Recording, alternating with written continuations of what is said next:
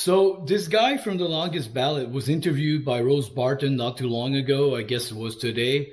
Now this guy looks like a kid, like he's young, and he sounds like an idiot. You have to listen to this.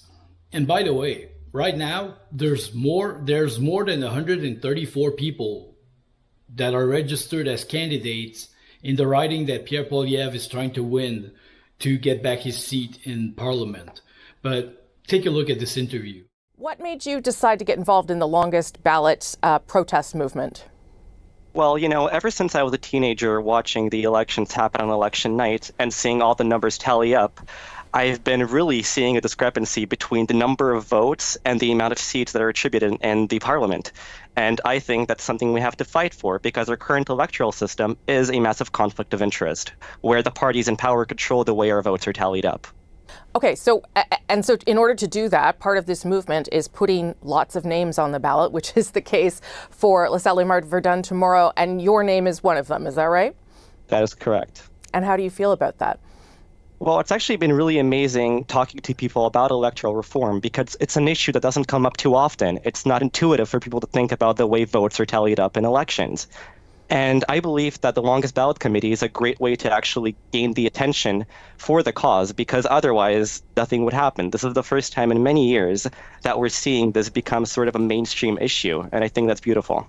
What about your friends, your family, your neighbors who, because you're in the riding, you're going to vote for yourself, so you'll have one vote, and you're running in the riding. What are they all saying about your decision? It's honestly been incredibly supportive from everybody. Those around me think it's a great initiative, and the fact that this is happening within the current law, that this is a legal protest happening, is gaining a lot of people to sympathize with it. What to you will mark success in this protest movement? Well, we're hoping to get a response from the government. We're hoping that the government doesn't just make it more difficult for this sort of thing to happen in the future. So we want to have a independent body in charge of elections, in charge of how the elections are actually tallied up, because right now Elections Canada doesn't decide in the way in which votes are actually tallied. Elections Canada is only responsible for carrying out the elections. That's right. So we're hoping to get MPs we're hoping to make MPs not decide the way elections happen anymore. This is also your first time voting? Yep, it's going to be my first time voting, and I'm a candidate in those elections. That's pretty exciting. That's pretty cool, you must admit. It's one of the most beautiful experiences of my life, honestly. Just seeing people around me being supportive and talking about the flaws in our democracy has been a great experience. How is registering 125 people, how does this have to do? I don't understand his logic right there. He says, he is right about what he says though, but it has nothing to do with the fact that he registers candidates. Just complained about how the seats are allocated for, electing MPs.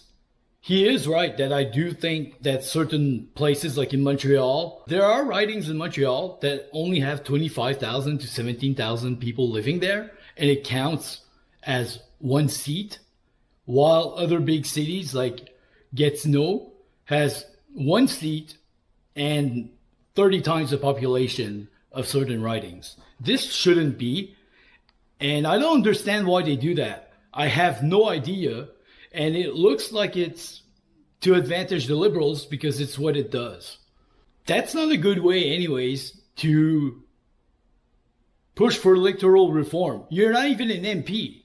You're some random kid somewhere doing this, and you're annoying the hell out of people.